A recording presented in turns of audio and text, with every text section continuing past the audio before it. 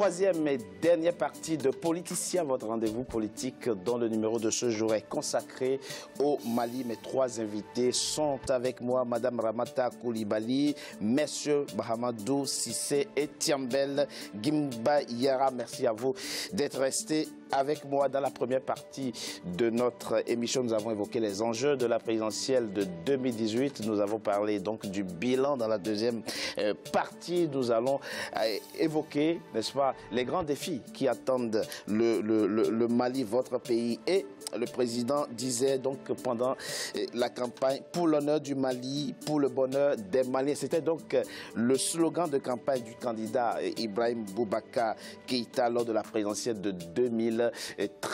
4 ans après son élection, combien de Maliens sont heureux, combien sont satisfaits de son bilan? Mokhtar Bari, notre correspondant au Mali, a rencontré quelques jeunes Maliens. On les écoute, on en parle après. Je ne suis pas satisfait. Je ne suis pas satisfait parce que je suis du Nord. La situation ne fait que dégrader vers chez nous. Bon, nous, on pensait qu'il peut amener la paix chez nous. Mais franchement, ça n'a pas été le cas. Chez nous, la situation ne fait qu'aggraver. Bon, en 2018, franchement, je souhaite qu'il soit réélu pour qu'il soit aussi, si c'est lui qui peut nous amener la solution. Jusqu'à présent, il n'y a pas de problème, on est là, on l'attend avec la patience. On est là quand même, on l'attend avec la patience. Franchement. Le quinquennat de IBK, c'est vraiment un bilan vraiment très difficile à juger parce que, étant donné que le président lui-même, quand il sort chaque fois, il dit quel bilan faites-vous de votre quinquennat, il dit la sécurité. Alors que nous, on ne voit pas réellement ce qu'il a fait comme vraiment un réel coup de pouce pour la sécurité. Même en plein Bamako, Bamako n'est pas en sécurité. Les régions non plus, n'en parlons pas. En plein centre de Bamako, il y a les attaques en plein centre de Bamako. À midi, à 13h, les banques sont pillées, les pharmacies.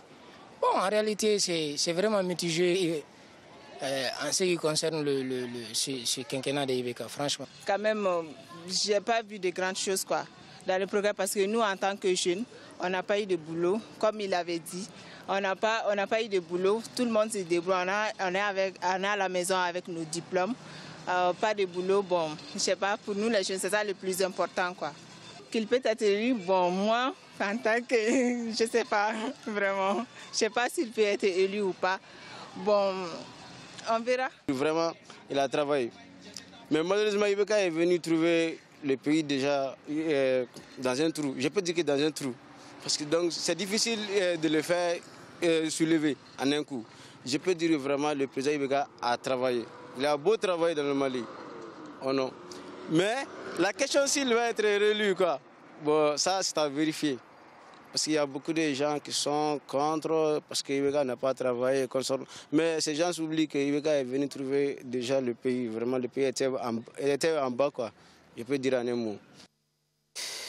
Alors, ce sont de simples citoyens qui donnent leur avis. Madame Koulibaly, le dernier intervenant de l'élément qu'on vient de suivre, dit quelque chose de particulièrement vrai.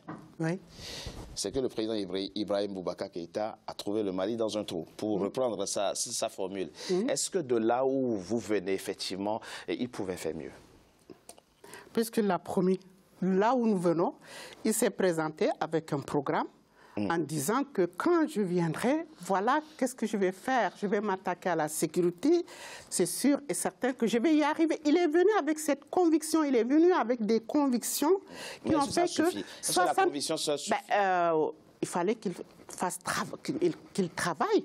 Il fallait qu'il fasse travailler, qu'il prenne les gens dans les bons postes où il s'est fait entourer peut-être des hommes que ce n'était pas la situation.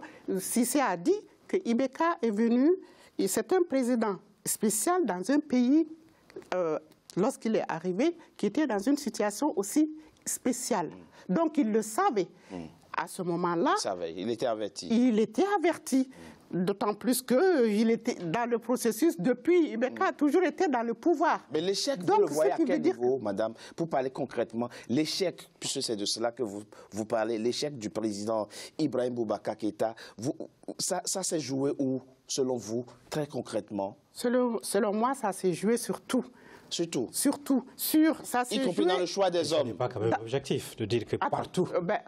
Non, expliquez-nous, madame. Laisse-moi expliquer. S'il vous plaît. Moi, de là où je suis, ce que ressent la population, c'est ce que moi je ressens. Je ne peux pas dire qu'il a fait 5 ans sans rien faire. Tu l'avais dit qu'il est en train de réformer l'armée. Mais est-ce que c'est suffisant? Ce dont aspire la population aujourd'hui, c'est de ça que je parle. D'accord. Madame, voilà. L'échec, il était quoi? Dans le choix des hommes, dans le choix des collaborateurs ou dans le choix de la politique? C'est dans le choix de la politique, dans le choix des collaborateurs, dans le choix certainement des priorités. Quelles étaient les priorités de ce pays lorsqu'il est venu? La priorité, on ne peut pas avoir la paix s'il n'y a pas la sécurité. Donc la priorité... Sur le plan de la sécurité, ça on l'a bien compris, il a échoué, selon vous. Voilà, maintenant sur le plan social aussi, sur le plan de la justice. Parce qu'un pays ne peut pas non plus être dirigé sans qu'il y ait de la justice. Sur le plan de la corruption, il s'était engagé aussi. Ça, au moins, il aurait pu, au moins au niveau de la corruption et de la justice, on pouvait dire, alhamdulillah, il a fait quelque chose. Mais Tchombel Dima, aujourd'hui, qu'est-ce qui a été fait au niveau de la justice? Ce serait effectivement ma question. Pouvez-vous nous citer effectivement quelques réalisations? Quelles sont les réalisations? Justement, dans le sens de la lutte contre l'impunité et la corruption dans votre pays, le Mali, puisqu'il en a fait une priorité pendant sa campagne électorale en 2013. Oui, dans le sens de la lutte contre la corruption et l'impunité, la justice est indépendante sous une démocratie. Mais on voit que le vérificateur général de la République du Mali fait de tas de rapports qui sont remis officiellement que le président met à la disposition de la justice pour faire le travail. Ça, c'est une réalité palpable et visible pour poursuivre les incriminés et les traduire devant la justice. Nous avons le cas de Sanogo, du général Sanogo, qui est derrière le barreau. Nous avons le cas de pas mal de manières de situation qui font l'objet de plaintes devant les tribunaux. Ça, c'est également une réalité. Le programme d'urgence sociale est une des phases clés du président pour répondre à cette difficulté que vit le peuple malien. Après la loi d'orientation, après le programme de lutte contre la sécurité au centre du pays, après l'évolution de la situation macroéconomique, malgré les contraintes, malgré les difficultés, cette tentative également d'inscrire le Mali au peloton des pays de l'UEMOA avec une cour de justice digne de ce nom, une cour qui va nous mettre au même diapason que les autres pays de l'UEMOA qui étaient inscrits dans la révision constitutionnelle qui a été malheureusement... Monsieur Dimba, y a-t-il quelques dossiers que vous pouvez citer et qui illustrent véritablement et de façon ne serait-ce que symbolique la lutte engagée par le président Ibrahim Boubacar Keïta contre la corruption? Les dossiers sont nombreux. Il ne m'appartient pas ici de citer tous les dossiers qui sont devant la justice. Le principe de séparation des pouvoirs ne me l'interdit. Je ne peux pas, en républicain, venir prendre et citer des dossiers qui sont en cours sur une télé internationale. Ça, il va de ma responsabilité. Ça, ce n'est pas vrai. C'est méconnaître la différence. La séparation des pouvoirs, c'est faire une violation grave et qu'on ne me pardonnera pas. Mais les rapports du vérificateur général... On peut évoquer des actions entreprises par le parquet... Les actions... Au contraire d'ailleurs. Ça participe d'ailleurs de la démocratisation de l'information. Au contraire, ce qui s'est passé, c'est que des personnes épinglées par le dossier du vérificateur, que le président a reconnu lui-même, en tout cas sous la pression ou autre du FMI ou autre, que le président a reconnu lui-même qui était impliqué dans ces choses-là, sont revenus par la fenêtre dans la gestion du pouvoir. 7 mois après l'arrivée du président Ibeka au pouvoir, il s'est acheté un avion, il a acheté des armements. L'État s'est acheté un avion. L'avion reste l'avion de l'État malien. Il a acheté un avion. Comme Ramata le disait, c'était une priorité pour lui. Il a acheté un avion. Le prix de l'avion varie entre 4 milliards et 21 milliards. Personne ne peut dire exactement combien ça a coûté. Les personnes impliquées dans cette malversation-là, le rapport du vérificateur général, entre autres, ont épinglé une mauvaise gestion des malversations et des surfacturations colossales. Ne serait-ce que par rapport à ce point précis, peut-on dire qu'il s'agissait d'une erreur politique? Pensez que prioritairement, ce dont le Mali, puisque vous dites que ce n'est pas le président Ibrahim Boubacar Keïta qui a acheté l'avion, c'est le Mali. Est-ce que franchement, c'était une priorité, des priorités, s'acheter un avion quand on sait encore une fois le nombre de Maliens qui vivent dans la pauvreté et qui attendent d'avoir accès à l'eau potable, d'avoir accès aux soins de santé primaires? Peut-on admettre au moins qu'il s'agissait là du faute politique? Non, mon cher collègue, j'avoue franchement que au Mali, il était plus facile pour le Malien d'acheter un avion, plus en tout cas rentable et plus économique d'acheter un avion à cette époque-là que de continuer à louer.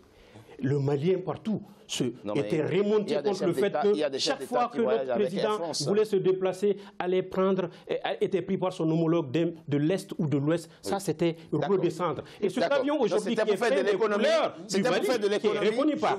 Je voudrais terminer mon raisonnement là-dessus. Richard, juste pour terminer ce point-là. C'était pour faire de l'économie. Non, mais il a acheté, cet avion a été acheté, mais le problème c'est que lorsqu'on a une fourchette de 4 à 21 milliards, c'est beaucoup. Les surfacturations, tous les détournements, toutes les personnes impliquées dans cette affaire, qu'est-ce qui s'est passé? Ils ont été relevés de leur poste dans un premier temps. Ministre surtout. Ils ont été relevés de leur poste. Aucun d'eux n'est en responsabilité aujourd'hui. Maintenant, qu'est-ce qui s'est passé? Ces mêmes personnes aujourd'hui sont dans le gouvernement. Ce sont dont le Premier ministre. Vous n'avez aucune preuve que le Premier ministre est impliqué dans cette affaire. Vous n'avez aucune preuve. Montrez-moi la preuve. C'est le dossier là qui l'a fait partir. Non.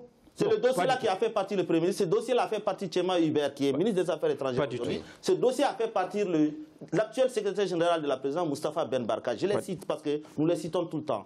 Le problème, c'est ça. Moi, je ne me hasarderai pas à citer des noms quand je n'ai pas de preuves. Il faut avoir des preuves. Nous, on les a cités. Qui sont justes. S'il y a des dossiers devant les tribunaux, il y a des dossiers devant les tribunaux. Moi, je vous laisse parler. Oui, je vous laisse parler. Oui, mais je vous réponds. Ces personnes ont été épinglées dans ces dossiers-là. Le vérificateur et le dossier d'un parti politique comme le Parena ont amené... Le Parena n'a pas vocation d'impliquer quelqu'un. Le Parena n'est pas un parquet. Mais attends, je ne peux pas impliquer quelqu'un. Effectivement, la réalité des choses, vous pouvez. Le Parena a fait un dossier... La présomption d'innocence aussi. Je n'en disconviens pas, mais attendez, je finis mon raisonnement. Le Parena a fait un dossier là-dessus. Le vérificateur est monté au créneau. Les partenaires du Mali sont montés au créneau. Ils ont pris ce dossier, ils ont posé des questions. Quelque temps après, on a vu les personnes citées quitter leur poste. Quelque temps après, ils sont tous là aujourd'hui. Au contraire, d'ailleurs, ils ont eu des promotions. Qu'est-ce que vous voulez que le Malien de Nioro du Sahel ou de Gao dans une démocratie, la justice indépendante, et je pense que ce n'est pas au président de la République de poursuivre les gens. Il y a une justice qui est là, il y a un parquet qui est là, qui intente les poursuivre. Dans un pays pauvre, quand il y a des détournements d'argent comme ça, il ne faut pas donner ce genre de signal. Les gens ont un sentiment d'injustice au Mali qui est excessif. C'est un sentiment que vous comprenez. La critique, qui est une forte demande sociale, qui est de la déception par rapport à la lutte contre la corruption. Qu'il y ait de la critique, c'est normal. Qu'il y ait de la critique, c'est normal. Mais là, c'est plus que de la critique constructive. Il faut s'en arrêter là. Il ne faut pas poursuivre des gens, impliquer des personnalités de l'État sans preuve. Moi, je me méfie. Moi, je me méfie de... Madame Coulibaly, vous avez le mot de la fin. J'ai le mot de la fin. En tout cas, ce que je peux dire, c'est que quel que soit le président qui va être élu, il faut que ce président il soit un président foncièrement citoyen, qui aime le Mali, qui vit le Mali, qui vit avec le peuple du Mali. Et ce que je veux rajouter, c'est que aucun président ne peut réussir si on ne fait pas confiance au peuple. Pourquoi Ibeka a échoué? Parce qu'il n'a pas fait confiance au peuple, parce qu'il n'est pas descendu. L'accord a eu des problèmes. Si au moment où l'accord a eu des problèmes, Ibeka et son gouvernement sont descendus pour dire au peuple, voilà ce que l'opinion internationale veut m'imposer. Peuple du Mali, c'est à vous de décider. Soutenez-moi, le peuple allait le soutenir. Pourquoi aujourd'hui les jeunes sont dans les rues? Les jeunes sont en train de montrer le gouvernement du doigt parce que tout le monde a été floué dans cette histoire de l'accord qu'ils ont vendu d'une manière fausse. Et au jour d'aujourd'hui, la vérité a éclaté. Et donc, du coup, on s'est retrouvé avec des problèmes sociaux, on s'est retrouvé avec problèmes de sécurité pas résolus, justice pas résolue, corruption à outrance. En un mot, le Mali et en un mot, des familles qui n'arrivent pas à manger 3 fois par jour. C'est pas ce pays-là que vous allez aider. Voilà, tout simplement. Merci. Il faut qu'on fasse confiance au peuple. Il faut que nos dirigeants fassent confiance au peuple. Et c'est le peuple, qui, en toute souveraineté, va choisir élire le prochain président du Mali en juillet 2018. Merci à vous. En tout cas, je rappelle que le Mali, c'est un grand pays, grand par ses hommes, mais aussi par sa superficie. C'est un pays qui a un fort potentiel. 14 milliards de dollars de PIB. C'est l'un des 4 pays qui ont le plus faible taux d'endettement dans la zone CEDEAO, 35% seulement de taux d'endettement quand certains sont à 50%, 70% endettement du PIB, bien entendu. En tout cas, merci, Madame Ramata Maïga Coulibaly. Je rappelle que vous êtes la secrétaire générale de l'association internationale Songoï Ganda, une association qui promet la paix dans le nord de votre pays, mais nous souhaitons la paix pour tout le Mali, pas seulement au nord, mais pour tout le Mali. Mahamadou Cissé, merci à vous. Vous êtes membre du Parena. Tiambel Gimbayara, merci à vous également d'avoir participé à cette émission. Fin, mesdames et messieurs, de Politicien, votre rendez-vous politique. Je vous remercie d'avoir été nombreux à suivre. Restez fidèles au programme d'Africa 24. À très bientôt pour un nouveau numéro de Politicien. Merci beaucoup, Richard. Merci. Merci, Richard.